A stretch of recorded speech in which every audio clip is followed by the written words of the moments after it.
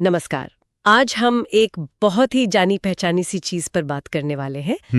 मुस्कान। मुस्कान। हाँ। हाँ।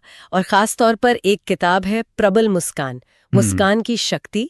उसके कुछ हिस्सों को देखते हुए ये समझने की कोशिश करेंगे कि कुछ मुस्कानें ज्यादा असरदार क्यों लगती हैं, मतलब कैसे उसे ज्यादा सच्चा और प्रभावशाली बनाया जा सकता है। बिल्कुल। और सवाल यही उठता है कि क्या हर मुस्कान एक जैसी होती है? क्या बस यूं ही मुस्कुरा देना काफी है? हाँ। ये किताब तो यही कहती है कि मुस्कान देने का जो तरीका है वो उसके असर में बहुत बड़ा फर्क ला सकता है। और एक खास तरह की मुस्कान ज्यादा विश्वसनीय लगती है, ज्यादा प्रबल। ये काफी दिलचस्प है, क्योंकि आमतौर पे तो सलाह यही मिलती है ना कि भाई मुस्कुराते रहो, जैसे डेल कार्नेगी की मशहूर सलाह। हाँ, उनकी किताब हाउ टू विन फ्रेंड्स बहुत पॉपुलर है। बिल्कुल। लेकिन क्या वो सलाह आज भी, मतलब हर सिचुएशन में, खासकर थोड़े गंभीर माहौल में, उतनी ही सही बैठती है? शायद नहीं। देखिए, स्रोत यही बताते हैं कि आज की दुनिया में और खासकर बिजनेस या लीडरशिप रोल्स में वो एकदम झट से आने वाली मुस्कान थोड़ी शायद हल्की लग सकती है। अच्छा। हाँ, आप गौर कीजिएगा, दुनिया के कई बड़े नेता या कॉर्पोरेट हेड्स जो हैं वो एकदम से नहीं मुस्कुराते। उनकी मुस्कान में एक ठहराव सा होता है जो उसे शायद ज्यादा वजन देता है। इसी से जुड़ा किताब में एक उदाहरण भी है ना? एक महिला मेलिसा का, जिन्हें पहले लोग मिसी कहते थे। हाँ, मेलिसा की कहानी। और वो काफी समझने लायक है। हाँ, उन्होंने अपना फैमिली बिजनेस संभाला था। बिल्कुल। और शुरू में वो काफी चुलबुली सी थी, मतलब उनकी मुस्कान बहुत जल्दी आसानी से आ जाती थी, एकदम खिली खिली। राइट। लेकिन जब उन्होंने बिजनेस संभाला तो धीरे धीरे उनके अंदाज में, उनके व्यक्तित्व में एक तरह का बदलाव आया। वो ज्यादा शांत, ज्यादा गंभीर और ज्यादा विश्वसनीय लगने लगी। और इसका राज, मुझे ये बात बड़ी अजीब लगी कि उनके पिता ने उन्हें मुस्कान पर टोका। हाँ, ये थोड़ा अटपटा लगता है ना?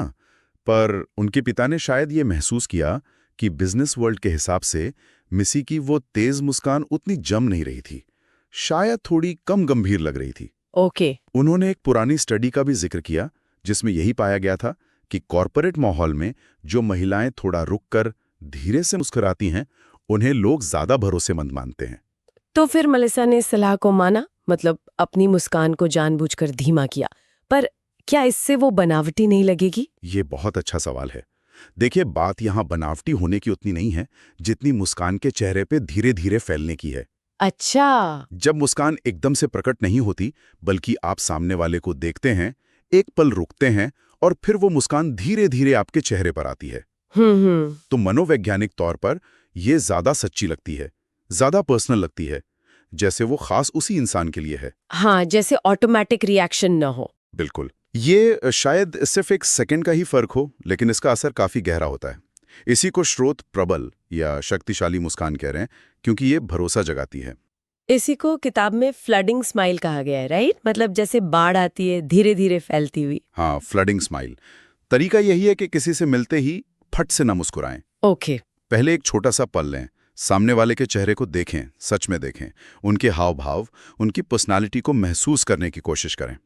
और फिर एक बड़ी गर्मजोशी वाली मुस्कान को धीरे धीरे अपने चेहरे पर आने दें, उसे अपनी आंखों तक पहुंचने दें। अच्छा, तो ये ठहराव और फिर मुस्कान का धीरे धीरे आना, इसका असर एक गर्म लहर जैसा होता है, ऐसा किताब कहती है। बिल्कुल।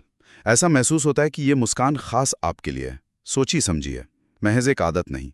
ये धीमी गति ही उसे ज्यादा वजन और ईमानदारी देती है। तो कुल मिलाके जो बात समझ आ रही है वो ये कि मुस्कान सिर्फ एक एक्सप्रेशन नहीं है, ये बातचीत का, कम्युनिकेशन का एक बहुत शक्तिशाली टूल है। निश्चित रूप से। और इसे थोड़ा सोच समझकर, थोड़ा धीमे इस्तेमाल करने से इसकी विश्वसनीयता और असर दोनों बढ़ सकते हैं। मतलब धीमेपन में भी ताकत है। बिल्कुल सही कहा।